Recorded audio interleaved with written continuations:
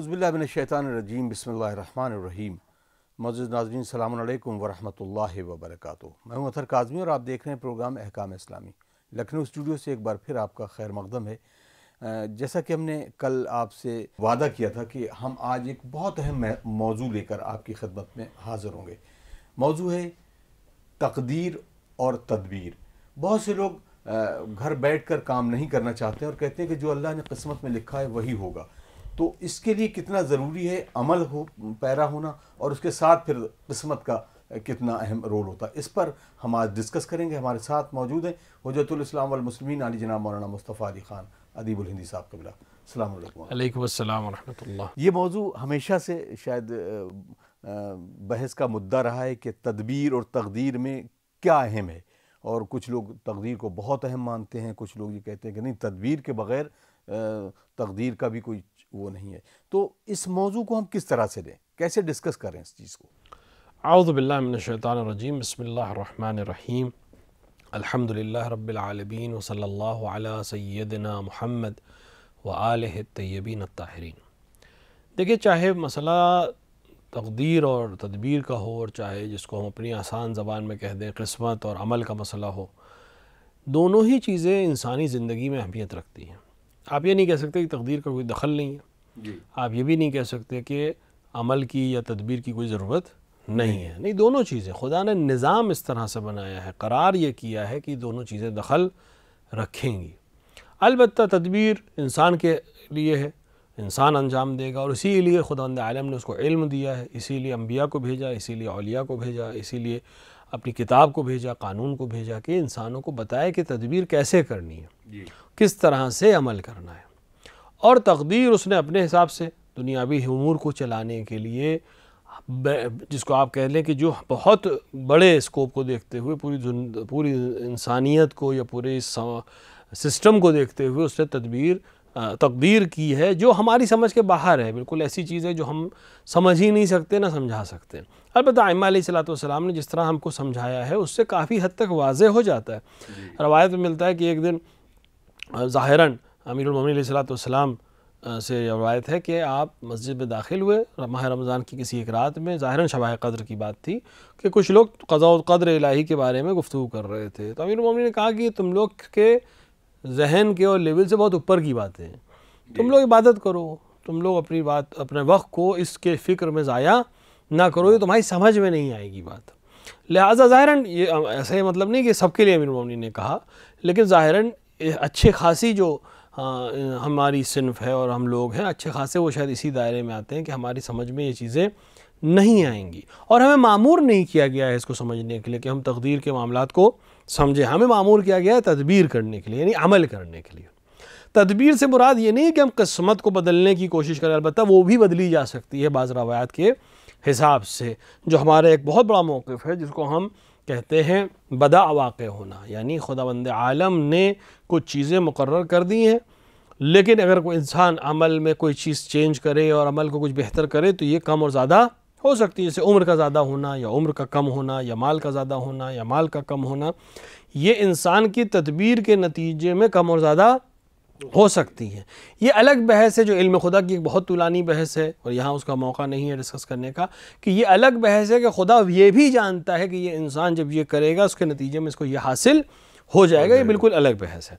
لیکن کیا انسان واقعاً اصل یہ بحث آئی کہاں سے؟ یہ بحث آئی ہے امیر المومنین علیہ السلام سے خلافت کو غصب کرنے کے بعد بہت سے لوگوں نے اس عمل کو اور اس جرأت کو اپنے اوپر لینے کے بجائے خدا کے اوپر ڈالنے کی کوشش کی، اور یہ کہنا شروع کیا کہ جو کچھ ہوتا ہے وہ خدا کرتا ہے، لہٰذا اس میں بندوں کی کوئی غلطی نہیں ہے۔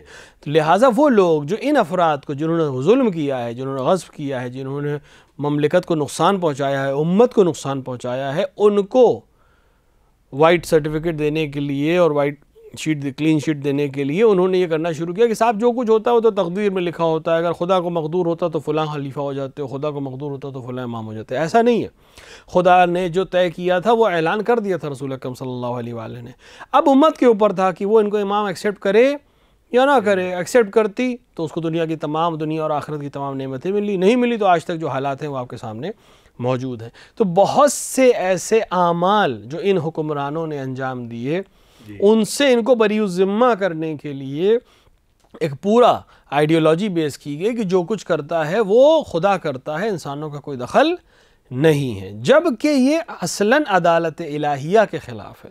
اگر انسان کا کچھ اختیار ہی نہیں ہے، سب کچھ تقدیر کا لکھا ہوا اور ہم صرف کٹ پتلی ہیں، تو پھر نہ جنت کی کوئی حیثیت ہے، نہ جہنم کی کوئی حیثیت ہے، نہ سزا ہے اور نہ جزا ہے۔ کیونکہ اگر سب خدا نے لکھا ہے تو پھر اگر جہنم کا کوئی حقدار ہے کسی غلطی کی وجہ سے تو لہٰذا باللہ وہ خدا ہوگا، اور اگر کوئی جنت کا مستحق ہے تو وہ بھی خدا ہوگا، کیونکہ جب عمل ہم کر ہی نہیں رہے تو ہمیں جو عمل ہم نے کیا ہی نہیں اس کی جزا یا سزا ہمیں کیوں دی جائے گی؟ تو یہ عدالت کے خلاف ہے۔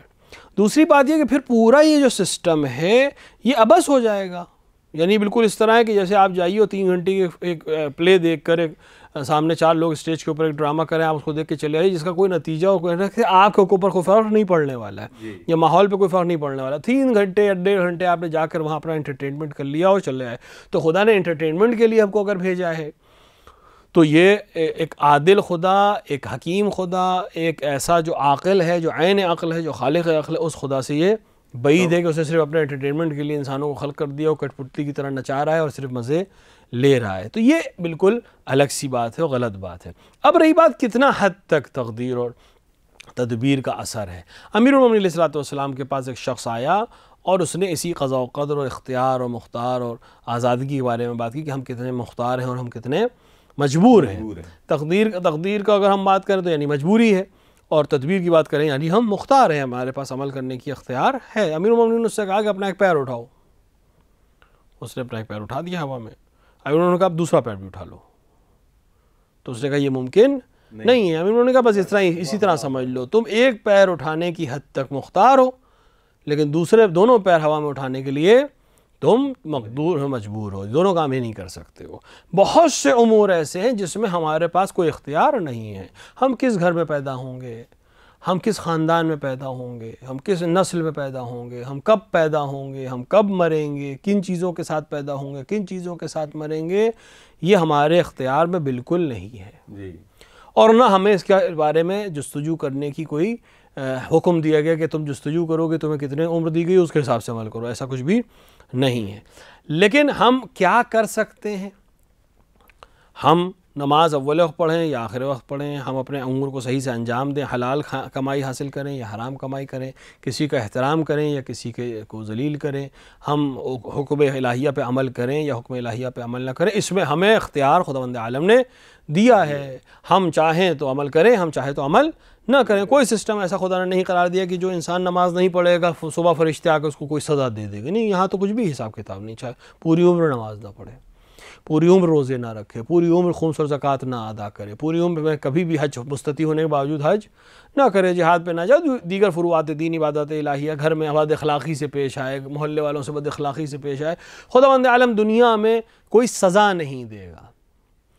دنیا میں ممکن اس کے اثرات اس کے اوپر مرتب ہوں، لیکن سزا قیامت کی چیز ہے، دنیا کی چیز نہیں ہے۔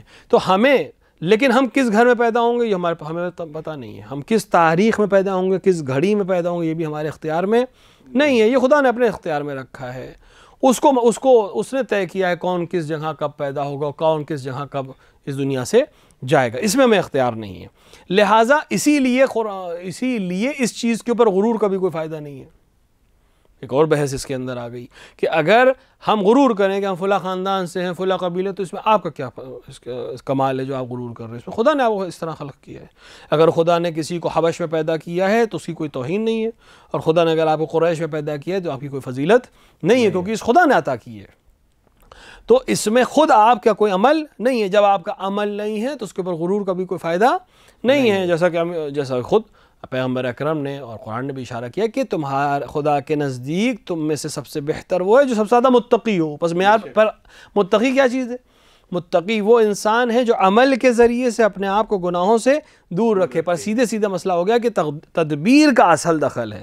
اگر تم نے تدبیر کی تو تقدیر میں حبش کے غلام ہوتے ہوئے بھی مؤذن رسول بن سکتے ہو، کیا کہنا، بے شک۔ اور اگر تدبیر نہیں کی تو رسول کے چچا ہو کر بھی تبت یدا ابی لہب کی منزل پر پہنچ سکتے ہو۔ تو تدبیر کے مقابلے میں تقدیر چیزیں بدل سکتی ہیں، یا آپ کے جو چیزیں آپ کے اختیار میں نہیں ہیں اور اس کے اوپر فخر و مباحت کرنے کا کوئی فائدہ نہیں ہے۔ لہٰذا خداوند عالم نے کچھ امور کو اپنے ہاتھ میں رکھا ہے جس میں ہمارا دخل واقعاً نہیں ہے، لیکن اس کے یہ مطلب نہیں ہے کہ ہم مجبور محض ہیں اور ہم اپنے اختیار سے کچھ بھی نہیں کر سکتے، ایسا نہیں ہے۔ ہمیں آزادی دی ہے، ہمیں اختیار دیا ہے، ہم اپنا عمل انجام دیں گے۔ خداوند عالم نے ہمیں تمام ہدایتیں دے دی ہیں، ایسے زندگی گزارنی ہے، یہ حلال ہے، یہ حرام ہے، یہ صحیح ہے، یہ غلط ہے۔ اب تمہارے اختیار میں ہے کہ تم چاہے شاکر بن جاؤ اور چاہے کافر بن جاؤ۔ اس میں خداوند عالم نے کوئی تقدیر نہیں رکھی کہ تم حتماً کافر ہی رہو گے اور تم حتماً مومن ہی رہو گے۔ اس میں کوئی تقدیر کا کوئی اصل نہیں، اس میں سب تدبیر کا ہی عمل ہے۔ لہٰذا انسان عمل کرے اور خدا سے توکل اور توسل کرے کہ اس عمل کو نتیجے تک وہ پہنچائے۔ لہٰذا تدبیر اور تقدیر میں یہ جو ربط ہے وہ اس طرح سے ہے کہ عمل آپ کریے، پھر خداوند عالم سے یہ دعا کریں کہ وہ اس عمل کو نتیجے تک پہنچائے، کہ نتیجہ آپ کے اختیار میں نہیں ہے، نتیجہ خداوند عالم کے اختیار میں ہے۔ اگر اس کو مصلحت لگی تو وہ اس نتیجے تک پہنچنے دے گا، نہیں لگی تو آپ کی صحیح اور کوشش کی جزا محفوظ ہے، نتیجہ جو بھی ہو، آپ کا عمل جس حد تک آپ نے کیا ہے اس کا جزا دنیا میں نہ صحیح تو آخرت میں ضرور آپ کو مل جائے گی۔ لہٰذا دنیا کی بڑی عظیم ہستیاں بہت عظیم کام کرنے کے باوجود اس نتیجے تک نہیں پہنچ پائیں جس نتیجے تک انہیں پہنچنا چاہیے تھا۔ مصلحت الہیہ، یہاں مصلحت کی بات ہے، لیکن ان کی ایسا کہیں کہ وہ عبث ہو گیا، نہیں عبث نہیں ہو گیا، اس کے جو دوسرے فائدے ہیں وہ ان کو بھی یہاں بھی حاصل ہوں گے اور وہاں بھی حاصل ہوں گے۔ جزاک اللہ۔ اگر جیسے تقدیر کے بارے میں بڑی تفصیل سے بتایا، اب ایسا کون سا عمل ہے کہ ایک، کیونکہ اس کی علت تو بہرحال آپ سبھی بتاتے ہیں کہ وہ صرف رب جانتا ہے کہ اس کی علت کیا، اس کی کیا تقدیر کے لیے جو اہم نکوت ہیں، مثلا کچھ ایسی چیزیں ہیں کہ جیسے میں اگر آپ اپنے روزمرہ کے اس پہ اگر مشاہدہ کروں اور اس پر اگر اگزامپل سیٹ کروں تو مثلا ایک چیز مارکر سے لکھی جاتی ہے اور وہ بالکل امٹ ہے، اس کو کوئی اریزر، کوئی بھی ربڑ، کوئی بھی اس کو مٹا نہیں سکتا، اور ایک پینسل سے لکھی جاتی ہے۔ تو کچھ عمل ایسے ہیں کہ جو پینسل کے ذریعے لکھے جانے کے بعد آپ کی تدبیر اس کو مٹا کے دوسری عبارت لکھ سکتی ہے۔ تو جو لوح محفوظ پر لکھی ہوئی جو عبارت ہے جس کو ہم تقدیر کہتے ہیں، تو اس میں بھی کیا اس طریقے کی چیزیں ہیں کہ جو ہم مٹا بھی سکتے ہیں اپنے تدبیر کے ذریعے، اپنے عمل کے ذریعے، اور کچھ ہے کہ جس پر کوئی فرق نہیں پڑنے والا۔ بالکل مٹا سکتے ہیں، بہت سی چیزوں کی طرف اشارہ کیا پیغمبر اکرم صلی اللہ علیہ وآلہ اور دیگر ائمہ علیہ السلام کی سے جو چیزیں ہم تک پہنچی ہیں، کم سے کم 3 چیزوں کو خداوند عالم جو ہے وہ عمل کے ذریعے کم اور زیادہ کر سکتے ہیں، یعنی لوح محفوظ پہ جو لکھا ہے اس کو عمل کے ذریعے سے کم اور زیادہ یا بدلا جا سکتا ہے۔ ان میں سے ایک چیز ہے عمر انسان کی۔ خداوند عالم نے ہر انسان کی ایک عمر مقرر کی ہے۔ ایک چیز جو حتمی ہے، جو آپ کے بقول مارکر سے لکھی گئی ہے، جو بدلی نہیں جا سکتی، وہ موت ہے۔ اس کو کوئی نہیں بدل سکتا، یعنی موت یقیناً آنی ہے۔ کوئی ایسا نہیں ہے جو مخلوق ہو اور اس کو موت نہ آئے۔ روایات کہتی ہے کہ ایک وقت ایسا آئے گا کہ ملک الموت کو بھی موت آ جائے گی اور کوئی نہیں ہوگا سوائے خالق کل کے۔ لہٰذا جو چیز مارکر سے لکھی ہوئی ہے وہ یہ ہے کہ ہر مخلوق کو مرنا ہے، لیکن پینسل سے کیا لکھا گیا، کس کو کب مرنا ہے۔ اب انسان اگر کوئی ایسا عمل کرے جو بارگاہ خداوندی میں اس لائق سمجھا جائے کہ اس کی عمر بڑھا دے، جیسے کہ بعض روایات میں ہے کہ صلہ رحم عمر کو بڑھاتا ہے، یہ جملہ بتا رہا ہے پیغمبر کا کہ اس کا مطلب بدلا جا سکتا ہے۔ بڑھانے کا مطلب یہ ہے کہ جو پہلے سے طے ہے اس کو مٹا کر کچھ زیادہ کیا جا سکتا ہے، اور اسی طرح قطع رحم عمر کو گھٹا دیتا ہے۔ تو پینسل سے عمر لکھی گئی ہے جو عمل کی ربر سے مٹائی یا بڑھائی گھٹائی جا سکتی ہے۔ اسی طرح رزق کے سلسلے میں ہے روایات میں کہ اگر انسان گناہ میں ملوث رہے، خصوصاً خاص گناہ کبیرہ کے سلسلے سے قطع رحم بھی اس میں سے آتا ہے، تو انسان کا رزق تنگ ہونے لگتا ہے، جو رزق مقرر ہے وہ کم کر دیا جاتا ہے، یا اس کا برعکس بھی ہو سکتا ہے، رزق بڑھا دیا جاتا ہے، دوسروں کا رزق بھی اس کے ہاتھ میں خداوند عالم عطا کر دیتا ہے، اس کے ذریعے سے لوگوں کو رزق پہنچانے لگتا ہے۔ تو عمل کے اوپر ہے یہ۔ تو انسان اگر اپنی عمر بڑھانا چاہے تو وہ صلہ رحم کے ذریعے سے عمر بڑھا سکتا ہے۔ اگر انسان مال بڑھانا چاہے، ہر ایک آتا ہے مولانا دعا بتا دیجئے، رزق کی تنگی ہے، دیکھیں کوئی ایسا عمل تو نہیں انجام دے رہے ہیں اس کی وجہ سے رزق تنگ ہوتا ہے، جی اس کو دیکھنے کی ضرورت ہے. بین الطلوعین سونا منع کیا گیا ہے کہ اس وقت سونے سے انسان کا رزق تنگ ہوتا ہے اور کم ہوتا ہے، چونکہ ملک آتے ہیں اور انسان اگر خواب آلود ہو تو پھر وہ دوسری طرف چلے جاتے ہیں. بہت بزرگان کہتے تھے اگر کوئی انسان صبح سوتا ہے اور پھر بھی اس کو کھانے کو روٹی مل رہی ہے تو اس کا مطلب کسی دوسرے کی دعا کے نتیجے میں اس کو رزق مل رہا ہے، اس کا اپنا حق نہیں ہے یہ رزق اس کو ملے. یہ بزرگان میں رائج تھی یہ بات. تو اب جو ہم نے لائف سٹائل اختیار کر لیا ہے اس میں واقعی ہم دوسروں کی دعا سے ہی کھا پی رہے ہیں. وَإِلَّا ہر انسان جو صبح سو رہا ہے اس کو حق نہیں تھا کہ خداوند عالم اس کو رزق عطا کرے. تو یہ عمل لوح محفوظ پہ لکھا ہوا ہے کہ اس انسان کی عمر 20 سال ہے مثلا، لیکن اس نے صلہ رحم کیا 40 سال ہو گئی، صلہ رحم کیا 60 سال ہو گئی، صلہ رحم کیا 100 سال ہو گئی، قطع رحم کیا وہ 20 سال سے 15 ہی سال رہ گئی مثلا. اسی طرح رزق کا مسئلہ ہے کہ اس کو اتنے پیسے ملنا ہے، اتنا رزق ملنا ہے، اتنا علم ملنا ہے، اتنی چیزیں عطا ہونی، لیکن ایک عمل کے نتیجے میں وہ علم اس سے چھین لیا گیا، وہ رزق اس سے چھین لیا گیا. ایک چھوٹا سا قصہ ہے، خالی لطف نہیں ہے اس کا بیان کرنا. ایک بہت بزرگ عالم دین گزرے ہیں اور وہ عراق میں رہتے تھے. عراق ایران کا ایک شہر ہے اور وہاں وہ خود بیان کرتے ہیں کہ بہت ٹھنڈ تھی اور ظاہر سے تو اس زمانے میں مدارس کے حالات بہت خراب تھے اور قاجاریوں کا زمانہ تھا ایران میں، قاجاری حکومت تھی اور بہت ٹھنڈ تھی اور بہت سخت زندگی تھی اور برف پڑی ہوئی تھی اور میں اپنے گھر جا نہیں سکا تھا، میں مدرسے میں اکیلا رہ رہا تھا. جی اور ظاہر سی بات ہے مدرسے بالکل بند تھے، کہیں سے کوئی بھی میرے پاس امکان نہیں تھا کہ میں رزق حاصل کروں. جو کچھ کھانے پینے کی چیزیں تھیں وہ میں کھا چکا تھا، 2-3 دن سے میرے پاس کوئی چیز کھانے کو نہیں تھی. بہرحال کہیں سے کسی نے کچھ مدد کی یا کچھ رقم میرے پاس آئی یا کیا ہوا کہ میں گیا قصابی کیا، میں جگر میں نے خریدا کہ میں اس کو کباب کر کے کسی طرح سے اس کو کھا لوں گا، بھوک مٹ جائے گی. میں جب جگر لے کر قصابی کے یہاں سے مدرسے کی طرف آنے لگا تو مدرسے کے نزدیک ایک خرابہ تھا، یعنی ایک جگہ تھی جو خراب ٹوٹی پھوٹی جگہ تھی. وہاں مجھے اجلکم اللہ ایک کتیا کے رونے کی آواز آئی. میں وہاں قریب گیا تو میں نے دیکھا کہ چھوٹے چھوٹے بچے ہیں اس کے اور اس کے چاروں طرف دوڑ رہے ہیں اور یہ بالکل بھوک سے ختم ہو رہی ہے. کہ میرا دل عجیب سا ہوا، میں نے وہ جگر جو میرے ہاتھ میں تھا اس کے ٹکڑے کر کر کے اس جانور کو کھلا دیے. ارے نجس جانور لیکن بالآخر خدا کی مخلوق ہے. انہوں نے دیکھا کہ یہ مر جائے گی، اس کے بچے بھی بھوک و پیاس اس سردی میں ختم ہو جائیں گے. انہوں نے اپنی بھوک کو درکنار کیا اور اس جگر کے ٹکڑے کر کر کے، کیونکہ اس میں اتنی سکت نہیں تھی کہ اس کو کھا سکے، انہوں نے خود بیان کیا کہ میں نے اس کے ٹکڑے کر کر کے اس کو کھلا دیا اور میں خود وہاں سے اٹھ کر چلا آیا مدرسے کہ کچھ اللہ مالک ہے. یہ بیان کرتے ہیں کہ اس رات جب میں اسی بھوک کے ساتھ سو گیا، جب میں صبح آنکھ میری کھلی تو مجھے ایسا لگا کہ اللہ نے علم کے دروازے میرے لیے کھول دیے. کیا کہنا یعنی خود مجھے محسوس ہوا کہ خداوند اس شب میں میرے اندر کوئی تبدیلی آ گئی ہے اور مجھے محسوس ہوا کہ علم کے دروازے میرے لیے کھول دیے گئے. اور اسی دن ایک قاصد پہنچا دروازے پر، اور یہ مزیدار بات ہوگی ہمارے اردو زبان سے تعلق رکھنے والے ہمارے ناظرین کے لیے کہ قاصد دروازے پہ آیا مدرسے کے، وہاں پہنچا تو پتہ چلا کہ بادشاہ اودھ یعنی لکھنؤ ہندوستان سے ایک شخص کو بادشاہ اودھ نے بھیجا تھا کہ ایران کے فلاں مدرسے میں جا کر یہ رقم جو بھی وہاں دروازے پہ دکھائی دے اس کو دے دینا.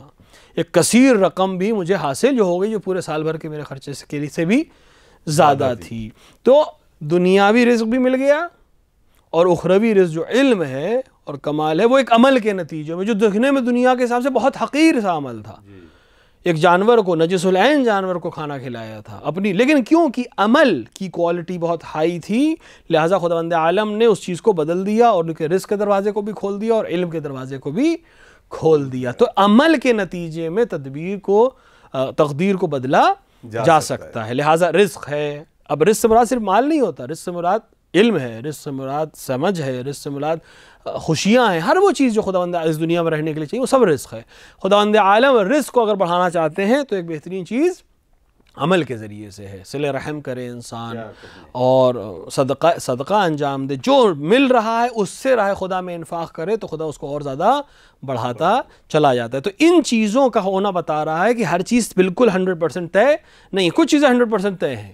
جیسے موت کا آنا حتمی ہے، ہر ایک کو مرنا ہی مرنا ہے. کب مرنا ہے یہ آپ کے اختیار میں ہے کہ آپ کم اور زیادہ اپنے عمل کے نتیجے میں کر سکتے ہیں. رزق کو کم اور زیادہ کر سکتے ہیں. ماں باپ کے ساتھ حسن سلوک، خاندان والوں کے ساتھ حسن سلوک یا اس کا برعکس کم اور زیادہ کر سکتا ہے. لہٰذا انسان عمل صالح انجام دے، خداوند عالم سے توکل ائمہ علیہم سے توسل کرے، دنیا کی بھی تمام نعمتوں سے حاصل ہوں گی اور آخرت کی بھی تمام نعمتوں سے حاصل ہوں گی، ہو جائیں گی۔ جزاک اللہ خیرہ۔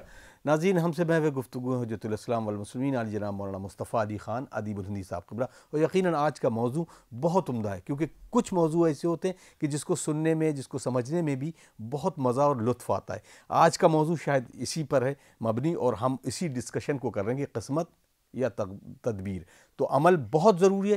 کچھ سوال بہت اہم ہیں جو ہم آغاز سے لیتے ہیں۔ اگر اب یہ سوال ایک اور بھی ہے ذہن میں کہ مثلا ایک انسان اپنی تقدیر کے ساتھ ساتھ کام کر رہا ہے کہ وہ بڑھ رہا ہے آگے طرف، تدبیر میں کیا وہ اس طریقے کی دعا کر سکتا ہے؟ مثلا علم کے لیے سب سے زیادہ جو ہوتا ہے وہ نوجوان لوگوں کے اندر، اس کے والدین علم کے لیے اس کو آگے بڑھنا دیکھتے ہیں۔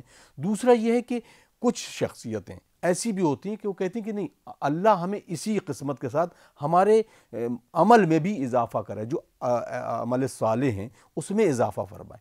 تو کیا اس کے لیے دعاؤں کا بھی نتیجہ اس کے ساتھ قسمت کو تبدیل کرنے اور عمل صالح بجا لانے میں کارگر ہوتا ہے؟ دعا بے شک ضروری ہے۔ دعا جو انسان عمل صالح انجام دے رہا ہو اس کو چاہیے دعا کرے، توفیق سلب نہ ہو۔ کبھی کبھی ایسا ہوتا ہے کہ انسان اچھا عمل کر رہا ہے لیکن کسی دوسرے عمل کے نتیجے میں وہ توفیق جو اچھے عمل کی تھی وہ اس سے سلب ہو جاتی ہے، وہ نہیں کر پاتا۔ ایک انسان ہے جو ہمیشہ دوسروں کی مدد کرتا تھا، دھیرے دھیرے کسی اور عمل کے نتیجے میں، کسی اور غلطی کے نتیجے میں وہ توفیق اس سے سلب ہو گئی۔ ایسے قصے بہت سے تاریخ میں، انبیاء کے قصے ہیں، بہت سے عام اور صالحہ کے قصے ہیں جہاں ایک عمل کے نتیجے میں دوسری چیز ان سے سلب کر لی گئی۔ کوئی گناہ نہیں کیا تھا انہوں نے، لیکن اس کے عمل کے نتیجے کا اثر یہ ہوا کہ وہ ایک نعمت جو ان کو ملی ہوئی تھی وہ ہٹا لی گئی۔ تو اس طرح سے دعا کرنا کہ خداوند عالم ہم کو رزق زیادہ دے، یہ بہترین دعا ہے۔ خداوند عالم ہم کو توفیق دے کہ ہم اور اچھا عمل کر سکیں، بہترین دعا ہے۔ کیونکہ یہ جملہ کہنا کہ ہم کو توفیق عمل عطا فرمائے، یہ خود اس بات کی طرف انسان کو متوجہ کر رہا ہے کہ وہ ایک کمزور مخلوق ہے اور وہ قادر مطلق ہے، اور خدا کو یہ چیز پسند آتی ہے کہ بندہ اپنے آپ کو ناچیز سمجھ کر مجھ سے مدد مانگے، تب خدا اس کے اندر وہ طاقت عطا کر دیتا ہے کہ پھر وہ کسی کا محتاج نہیں رہ جاتا۔ قرآن اشارہ ہوا ہے کہ خدا نے فرمایا کہ تم میرے ہو جاؤ، میں تمہیں اپنے جیسا بنا دوں گا۔ کیا مطلب اپنے جیسا؟ خالق تو نہیں بنا دے گا، اپنے جیسا بنا دوں گا یعنی بے نیاز کر دے گا، اس سے تمہیں کسی قسم کی ضرورت نہیں رہ جائے گی۔ لیکن شرط یہ ہے کہ ہمیں خدا کا ہونا پڑے گا۔ خدا کا ہونے کا عمل طریقہ یہی ہے کہ ہم ہر عمل میں خداوند عالم کو شاہد و ناظر بنانے کے ساتھ ساتھ اس سے کہیں کہ ہم عمل کرنے جا رہے ہیں، تو طاقت دینے والا ہے، ہم عمل کرنے والے ہیں، تو توفیق دینے والا ہے، ہم یہ کام کرنے جا رہے ہیں، تو رزق دینے والا ہے۔ لہٰذا خداوند عالم کو اپنے ہر عمل میں اس طرح سے شریک قرار دینا اور اپنے آپ کو حقیر ماننا اور خداوند عالم کو قادر مطلق مانتے ہوئے اس کو ہر چیز میں شریک کرنا خود انسان کو ایک بہترین اور زیادہ توفیق کرنے والا انسان بناتا ہے۔ یہ جو انبیاء الہی اور اولیاء کرام کمال تک پہنچتے اس کی ایک وجہ یہی ہے کہ یہ اپنے ہر عمل میں خداوند عالم سے توسل کو، خداوند عالم سے توکل کو بالکل پیچھے ہٹ نہیں کرتے۔ مجھے طاقت مل گئی، اب میں سوچوں کہ مجھے طاقت ہمیشہ کے لیے مل گئی، نہیں، خدا سے ہر آن طلب کرتا رہوں کہ یہ طاقت جو تو نے مجھے دی ہے اس کو میں کار خیر میں ہی استعمال کروں، اور یہ طاقت مجھے تو عطا کرتا رہے تاکہ میں یہ عمل انجام دیتا رہوں۔ یہ بہترین دعا ہے اور یہ بہترین طریقہ ہے اس نعمت کا شکریہ کا بھی اور اس نعمت کو آگے بڑھانے کا بھی۔ جزاک اللہ خیرہ۔ ناظرین، آپ دیکھ رہے ہیں پروگرام احکام اسلامی، اور آج کا موضوع خاص طور سے بہت اہم تھا اور جس پر کچھ سوالات تھے۔ ہم کوشش کریں گے اس موضوع کو تھوڑا سا اور ڈسکس کریں کسی اور ایپیسوڈ میں، اور لیکن آپ کے سوالات جو اب رہ گئے وہ اگلے ایپیسوڈ میں انشاءاللہ ڈسکس کریں گے، کچھ اور نکوت اور کچھ اور خاص موضوع کو لے کر۔ آپ سے پھر گزارش ہے کہ دیے گئے جو نمبر ہیں اس پر اپنے سوالات ہم تک پہنچاتے رہیں تاکہ آپ کے سوالوں کے جواب، مثبت جواب آپ تک پہنچتے رہیں۔ آپ سے ایک اور گزارش ہے کہ آپ کے تعاون کے ذریعے ہم یہ تمام پروگرام بنا سک رہے ہیں اور آپ تک پہنچا رہے ہیں، تاکہ آپ کی تعاون کے ساتھ ساتھ آپ کے اندر بھی ایک یہ ذریعہ پیدا ہو کہ ہم اگر کوئی چیز کسی کے ذریعے تک پہنچا رہے ہیں تو یہ عمل خیر ایسا ہے کہ جو ہمیشہ سے ہے اور ہمیشہ تک رہے گا، کیونکہ یہ تمام صدقہ جاریہ کے طور پر بھی ہوتا ہے۔ تو دیے گئے جو ڈسکرپشن ہے بینکنگ کے الگ الگ جگہ کے، وہاں پر آپ دیکھ سکتے ہیں اور دیکھ اس کو اور فالو کر کے ہمیں اپنا تعاون بھیج سکتے ہیں۔ امید کرتے ہیں ناظرین کہ آپ ہمارے ان تمام جو سیگمنٹ ہیں اس سے جڑے رہیں گے اور لوگوں تک بھی اس کی ترویج کرتے رہیں گے۔ آئیے ہم دعا کرتے ہیں اپنے آقا اور مولا کے حضور، اللہم اجل لولیک الفرج۔ ah.